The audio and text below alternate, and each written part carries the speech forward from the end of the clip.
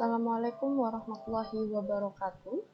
Kami dari kelompok 6 yang beranggotakan Nuri Sobah dengan NIM 024, Fatihatun Nikmah dengan NIM 060, dan saya Firdaus Nubula NIM 070. Hal yang akan kami bahas yaitu yang pertama, penangkapan elektron, lalu deret radioaktif, dan yang terakhir adalah macam-macam dari deret radioaktif. Oke, mari kita masuk pada materi yang pertama, yaitu peristiwa penangkapan elektron. Penangkapan elektron merupakan proses di mana inti netral yang kaya akan proton menerima elektron dari kulit bagian dalam atom, biasanya kulit elektron K atau L. Proses ini mengubah proton menjadi neutron, yang mana sekaligus menyebabkan tumbukan atau emisi pada elektron dengan neutrino. Proses ini mengubah proton menjadi neutron dan sekaligus menyebabkan tumbukan antara elektron dan neutrino. Secara matematis tertulis seperti ini, di mana P ditambah elektron, proton ditambah elektron menjadi neutrino plus Ve. Menangkap elektron mengurangi nomor atom 1/1. di mana meningkatkan jumlah neutron 1/1 dan membiarkan nomor masanya tidak berubah. Hilangnya elektron di kulit elektron diimbangi dengan hilangnya muatan inti positif, sehingga hanya menerima elektron dan menciptakan atom netral. Namun, ion atom positif dapat dihasilkan dari emisi elektron Auger lebih lanjut. Berikut adalah gambar dari elektron Auger, di mana pada skema dua jenis penangkapan elektron ini, yang bagian atas merupakan inti atom menyerap elektron, lalu kiri bawah yaitu elektron terluar yang menggantikan elektron yang hilang, yang mana diemisikan oleh sinar X yang sama dalam hal energi dengan perbedaan antara kedua kelopak elektron. Lalu yang sebelah kanan ini yaitu dalam efek Auger, di mana energi yang dibebaskan ketika elektron terluar menggantikan elektron dalam dipindahkan ke elektron terluar. Elektron terluar terlempar dari atom meninggalkan ion positif. Selanjutnya akan dilanjutkan oleh rekan saya. Yang selanjutnya yaitu peluruhan radioaktif. Sebelumnya kita telah mempelajari jika inti terdapat dua jenis, yaitu inti stabil dan juga inti tidak stabil. Pada inti tidak stabil akan cenderung mengalami peluruhan. Peluruhan pada inti tidak stabil bisa disebut sebagai peluruhan radioaktif. Peluruhan radioaktif sendiri merupakan pemancaran sinar radioaktif secara spontan atau pemancaran sinar radioaktif oleh zat-zat radioaktif. Nah, untuk peluruhan yang terjadi pada inti tidak stabil tadi, biasanya tidak cukup melalui satu peluruhan saja. Akan terjadi beberapa proses peluruhan, sehingga terbentuk deret radioaktif atau deret peluruhan radioaktif, yang merupakan deret nuklida radioaktif. Pada deret ini, anggotanya termasuk dari hasil peluruhan nuklida sebelumnya. Deret akan berakhir ketika nuklida mencapai titik stabil. Unsur yang terbentuk pada peluruhan ini juga masih bersifat radioaktif, sehingga akan meluruh terus-menerus, sehingga atom akan mencapai titik stabilnya.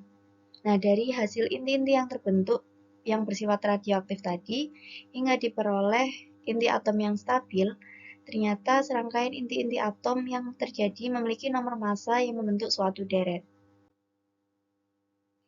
Unsur radioaktif dalam peluruhannya dapat digolongkan menjadi 4 deret.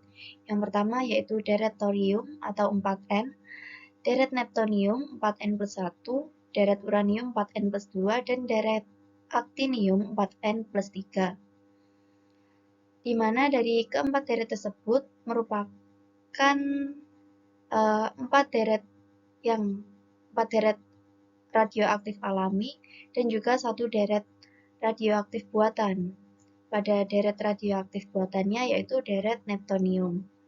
Nah, pada proses peluruhan, Misalkan suatu inti X atau bisa kita sebut sebagai inti induk mengalami proses peluruhan sehingga menghasilkan inti anak atau kita simbolkan sebagai X aksen. Ketika inti tersebut merupakan inti tidak stabil, maka ketika inti induk meluruh menghasilkan inti anak dan juga akan menghasilkan sebuah partikel. Di mana ketika partikel penyertanya ini, apabila partikel penyertanya berupa partikel alfa, maka akan disebut sebagai peluruhan alfa. Ketika partikel penyertanya merupakan partikel beta, maka peluruhan tersebut akan disebut sebagai peluruhan beta. Begitu juga jika partikelnya merupakan partikel gamma. Dengan persamaan dN sama dengan min N dikali lambda dikali dt.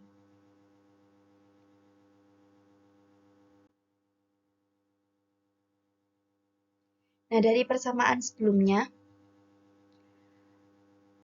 dN sama dengan N dikali lambda dikali dt, maka dN per N sama dengan lambda dikali dt.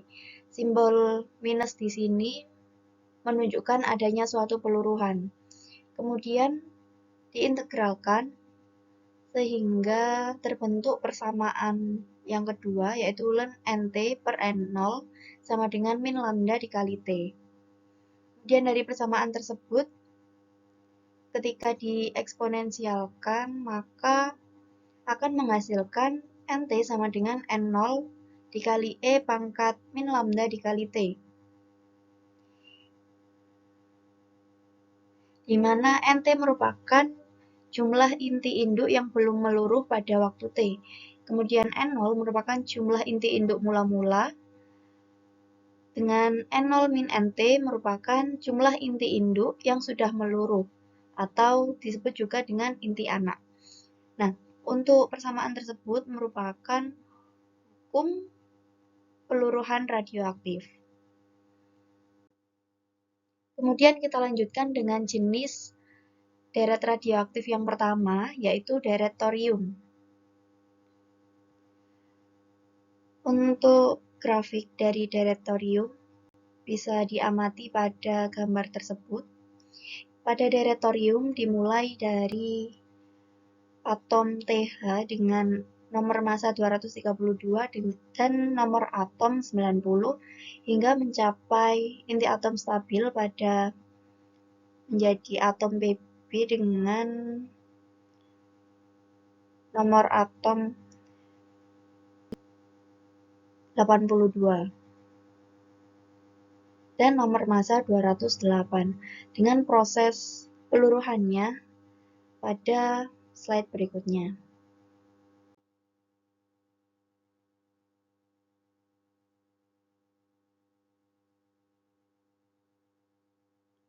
Nah, berikut merupakan step satu persatu dari proses peluruhan pada deret thorium.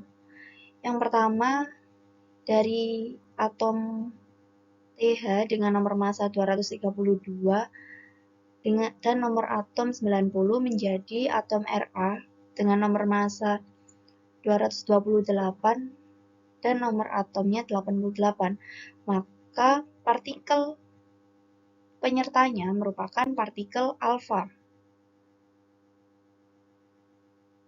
Kemudian dilanjutkan dengan atom Ra yang meluruh menjadi atom Ac dengan atom penyertanya yaitu partikel beta. Kemudian dilanjutkan hingga mencapai inti atom stabilnya yaitu pada Pb dengan nomor massa 208 dan nomor atom 82. Nah, dari langkah-langkah yang dijabarkan sebelumnya, pada deret peluruhan atom TH dengan nomor massa 232 dan nomor atom 90 menjadi atom Pb dengan nomor massa 208 dan nomor atom 82 akan membutuhkan 6 partikel alfa dan juga 4 partikel beta. Maka dapat disimpulkan bahwa pada deret thorium melibatkan 10 step atau 10 langkah dengan 6 partikel alfa dan 4 partikel beta untuk mencapai keadaan inti stabil. Untuk jenis deret radioaktif yang selanjutnya akan dijelaskan oleh rekan saya.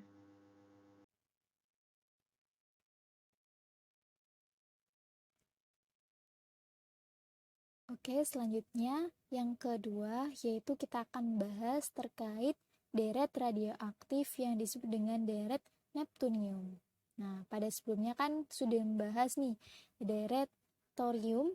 Nah, untuk deret neptunium sendiri yaitu diproduksi secara artifisial itu oleh reaksi nuklir. Jadi, di mana tidak terjadi secara alami. Kalau thorium itu merupakan salah satu deret radioaktif yang terbentuk secara alami.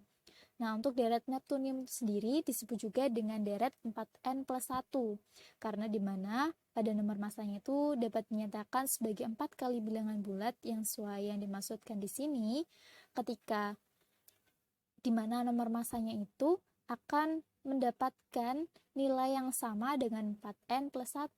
Jadi, kalau dapat diuraikan di sini bahwasanya ketika nomor masanya dicontohkan neptunium yaitu sebesar 237, yaitu dapat diartikan nilainya sama dengan 4n+1. Jadi kalau diuraikan yaitu 237 dikurangi 1 yaitu 236, kemudian dibagi dengan nilai 4, nah akan menghasilkan bilangan bulat yaitu N. Nah, ini tuh tergantung dari nomor masanya pada unsur-unsur yang berada pada deret neptunium.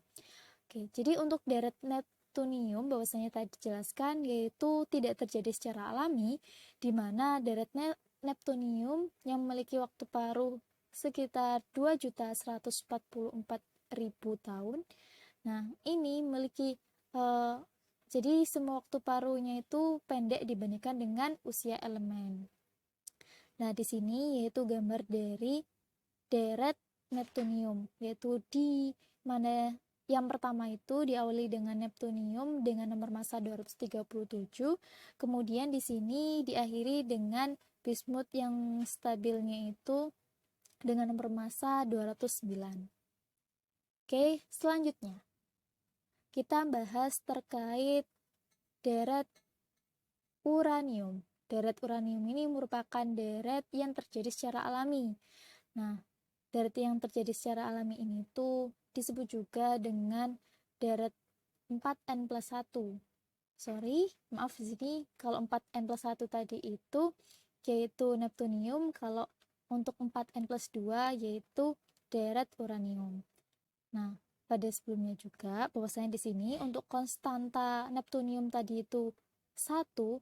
Nah, untuk konstanta deret uranium ini yaitu 2. Jadi ketika nomor masanya itu nilainya itu A sama dengan 4n+2, maka dapat diartikan ketika dikurangi 2 kemudian habis dibagi 4, maka akan mendapatkan nilai bilangan bulat. Nah, di sini yaitu yang pertama dari deret uranium itu sendiri diawali dengan uranium dengan nomor massa 238. Jadi di mana pada masa waktu paruhnya adalah 4,5 kali 10 pangkat 9 tahun, ini akan mengalami peluruhan sinar alfa, di mana peluruhan sinar alfa ini akan menghasilkan unsur thorium. Ya, unsur thorium ini itu dimana memiliki nomor massa 234. Jadi untuk garis patah-patah ini merupakan unsur jadi patah-patah di sini itu adalah nomor massanya. Nah, nomor massa dari unsur tersebut. Jadi di sini kita tahu bahwasanya pada sebelumnya juga pada setiap peluruhan itu terdapat pencabangan juga di sini. Jadi ada pada saat di sini di mana terdapat pencabangan, yaitu di mana unsur itu bisa menghasilkan tidak hanya sinar alfa maupun sinar gamma, tapi bisa menghasilkan dua sinar pada proses peluruhannya. Oke, yang terakhir yaitu dari 4 macam deret radioaktif, yang terakhir ada deret aktinium, di mana deret aktinium ini disebut dengan deret 4N+3. Nah, jadi di mana nomor masanya yaitu A sama dengan 4N+3. Untuk aktinium itu sendiri, di mana untuk anggota pertama kali ditemukan itu yaitu aktinium dengan nomor massa 227. Tapi pada deret aktinium itu sendiri dimulai dari nilai atau nomor massanya 235 dan diakhiri dengan timah yaitu nomor massa 207. Oke, selanjutnya contoh reaksi peluruhan pada deret neptunium. Kita ambil deret neptunium. Nah, pada deret neptunium itu sendiri, pada sebelumnya kita lihat pada gambar. Nah, pada gambar di sini itu akan diketahui reaksi peluruhan, yaitu dimana akan menghasilkan peluruhan sinar alfa atau peluruhan sinar gamma. Nah, pada saat ke bawah di sini ya, proses peluruhannya itu dimana harus meluruhkan ada 4 unit, dimana yaitu nomor atom dan nomor massanya akan berubah. Nah, jadi dapat diketahui juga di sini bahwasanya panah yang dihasilkan atau panah yang digambarkan di sini itu lebih besar dibandingkan dengan panah yang ditunjukkan pada sinar gamma. Karena di sini dapat diketahui bahwasanya melibatkan pelepasan dari inti partikel yang tidak stabil itu ada 2 proton dan 2 neutron yang dilepaskan. Jadi saat menurunkan nomor atom yaitu dengan jumlah protonnya sebanyak 2 unit, yaitu menurunkan juga jumlah neutron sebanyak 2 unit. Nah, jadi karena ada 2 neutron, ada 2 proton yang diturunkan atau diluruhkan, di sini dapat diketahui bahwasanya akan mengalami melibatkan pelepasan yang tidak stabil itu sendiri. Pelepasan yang tidak stabil ini dapat diketahui akan menghasilkan sinar alfa atau peluruhan sinar alfa, sehingga ada perubahan yang terjadi pada nomor massa maupun nomor atomnya. Untuk deretnya dapat diketahui di sini. Yang pertama dari deret neptunium itu akan diawali dengan neptunium dengan nomor massa 237. Kemudian terjadi peluruhan sinar alfa dan akan menghasilkan unsur Pa, di mana Pa ini atau disebut protaktinium. Nah, protaktinium ini memiliki nomor massa sebesar 233 dengan akan meluruhkan sinar gamma yang menghasilkan unsur uranium, yaitu dengan nomor massa yang sama 233. Nah, kita bisa tahu dari neptunium, kemudian platinum dan uranium ini, ketika neptunium akan peluruhan sinar menghasilkan sinar alfa ini akan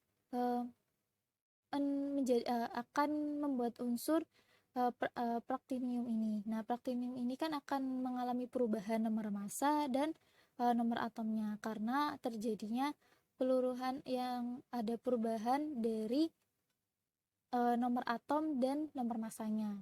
Nah, sedangkan pada saat peluruhan sinar gamanya itu sendiri atau pemancaran sinar gamanya yang menghasilkan unsur uranium, di sini hanya terjadi di mana peluruhan atau pelepasan